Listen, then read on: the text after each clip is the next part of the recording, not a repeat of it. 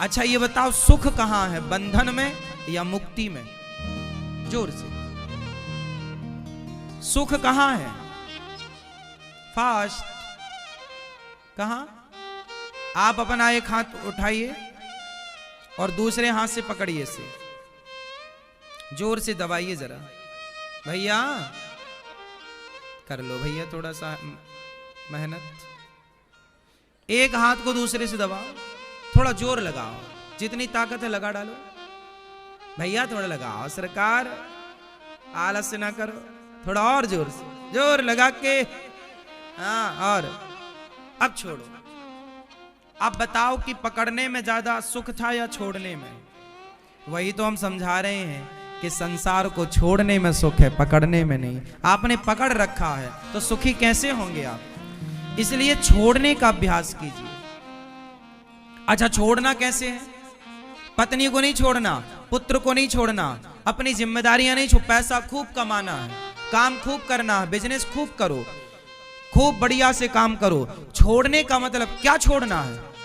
काम नहीं छोड़ना, काम तो करना है। कर्मण्यवाधिकारस्ते कर्म प्रधान विश्व करी राखा, कर्म करो।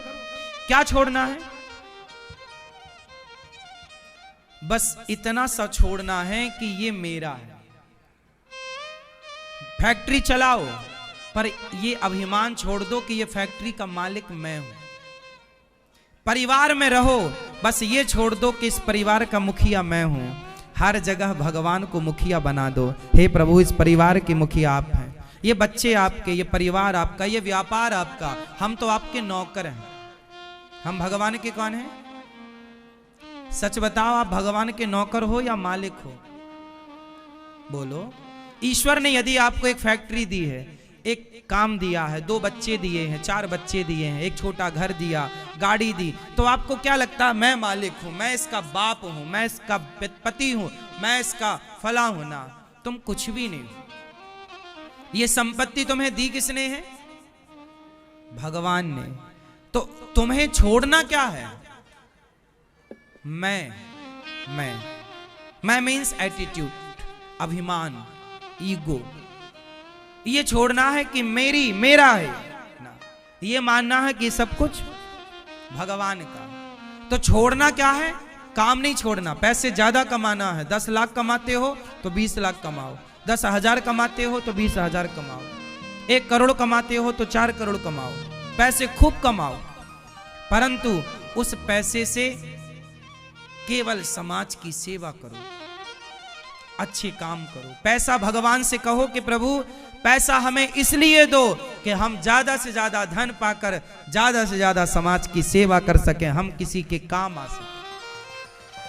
पैसा पाकर महंगी शराब ना पीने लग जाना कि ज्यादा है तो चलो बड़ी महंगी वाली पी लेते हैं। ऐसे में फिर लक्ष्मी जी बोलती हैं कि तेरे पास आने का कोई मतलब नहीं। वो हमेशा के लिए फिर वो दरिद्र हो जाता है। लक्ष्मी माँ एक बार कृपा तो कर देती हैं, पर देखती है ना आपकी औकात की, आप किस लायक हो। समझ जाती हैं कि भाई ये आदमी ठीक है, आई हूं मैं इसके पास, ये मिस यूज कर रहा है, तुरंत वापस चली जाती है लक्ष्मी उल्टे पांव। और जो सदुपयोग करता है उसके पीढ़ी दर पीढ़ी तक वो धन बना रहता है। लक्ष्मी माँ पीढ़ियों तक चलती हैं। और जो गलत तरीके से काम करता उसके पास आता है और चला जाता है। साल 2 साल 5 साल में ही आप लोगों ने देखा होगा कि वो आदमी 5 साल में ही धनवान हुआ और 5 साल में ही खत्म, या 10 साल में खत्म, या 15 साल में। लंबा नहीं चलता, क्योंकि लंबा तब चलेगा जब ईमानदारी से और धन का सदुपयोग होगा। गलत कितने दिन चलेगा? बताओ, गलत कितने दिन चलेगा? हाँ या ना? इसलिए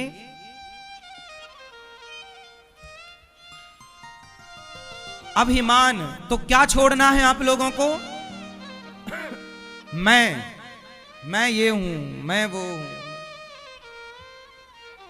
बंधन से मुक्त होना है और मैं ये हूं, मैं वो हूं, ये छोड़ देना।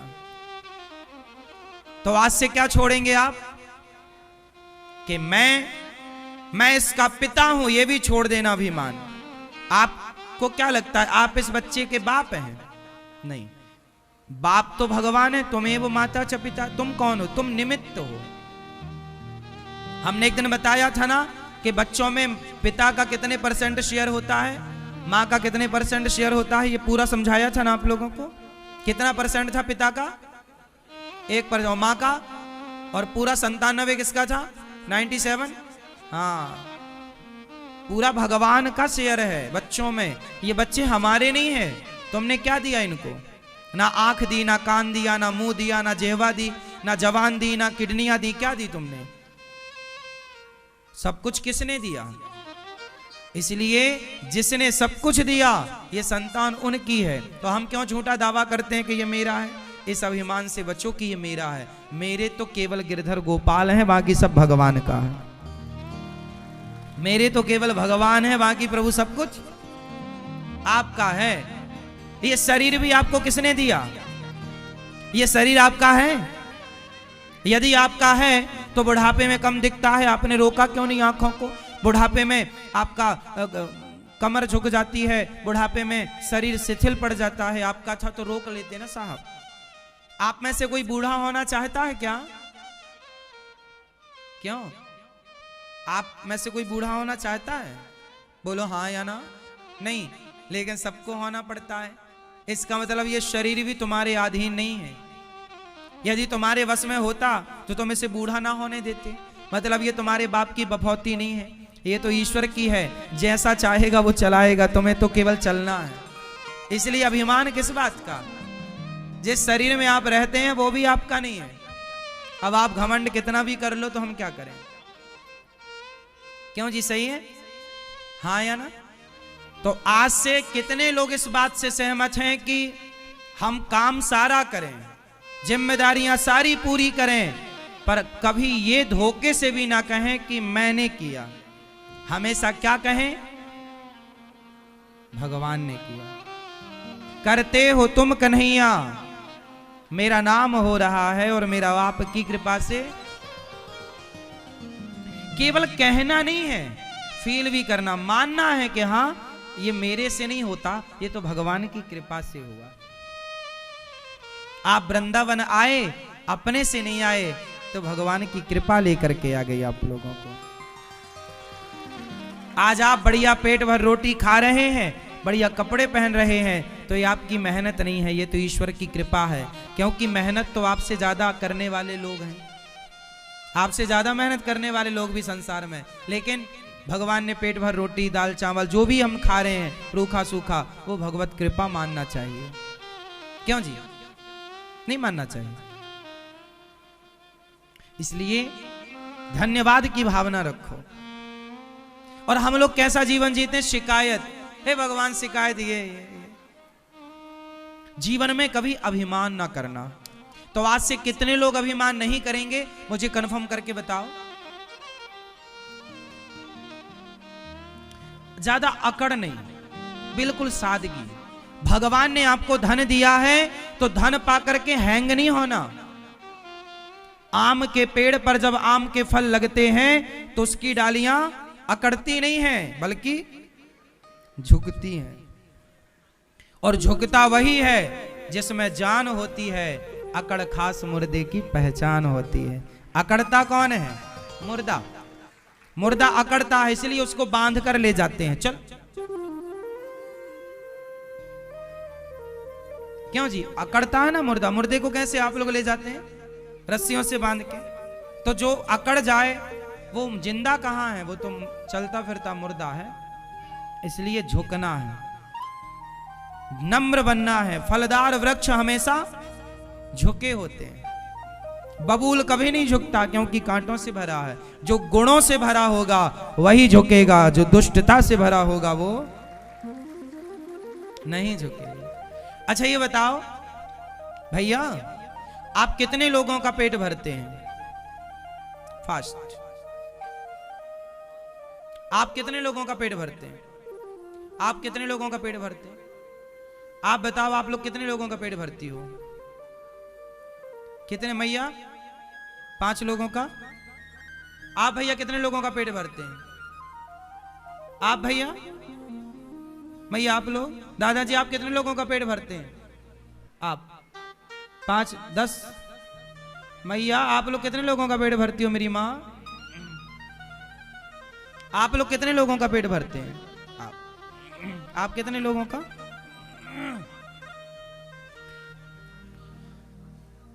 कई बार आप लोगों को ऐसा लगता है कि हम 2 लोगों का पेट भर रहे हैं, हम 4 लोगों का पेट भर रहे हैं। कई बार हमें ऐसा लगता है कि हम 10 लोगों का, पूरा परिवार का हम पेट भर रहे हैं। हम नहीं भरते। भरने वाला जो लोग कहते हैं ना कि हम परिवार को पाल रहे हैं, जिसका बाप बच्चे को जिसको जन्म देते ही मर जाता है ना, उस बच्चे का भी पालन पोषण हो जाता है। जिस बच्चे की मां नहीं होती उसका भी पालन पोषण हो जाता है कि नहीं? भूखा तो वो भी नहीं मरता जिसकी मां जन्म दे के मर जाती है या जिसका बाप मर जाता है, क्योंकि पालनहार माँ बाप कभी थे ही नहीं। माँ बाप के माध्यम से भगवान ही पालनहार होते हैं। माँ बाप केवल माध्यम होते हैं। हाँ या ना? अच्छा, जब बच्चे जन्म लेते हैं ना तो बच्चे कुछ खा नहीं सकते, इसलिए माँ के आंचल में भगवान क्या भर देते हैं? दूध भर देते हैं। ये क्या माँ भरती है कि बाप भरता है? ये व्यवस्था किसकी है, बस ये बताओ। ये माँ के आंचल में दूध भरने की व्यवस्था किसकी है? माँ की के बाप की के डॉक्टर की के जमाने की? बोलो। तो जिसने जन्म दिया उसे चिंता थी कि आप क्या खाएंगे पिएंगे, तो आपको मिश्रित दे दिया, जिसको पीने के बाद ना पानी की कमी होगी और ना खाने की कमी होगी। खाना और पीना एक साथ परमात्मा ने दूध में दे दिया। पी ले बढ़िया दूध, पानी की पूर्ति भी हो जाएगी और भोजन की। 6 महीने तक तुझे कुछ अलग से करने की जरूरत। कितनी बढ़िया व्यवस्था। जन्म से बच्चों को दांत क्यों नहीं होते?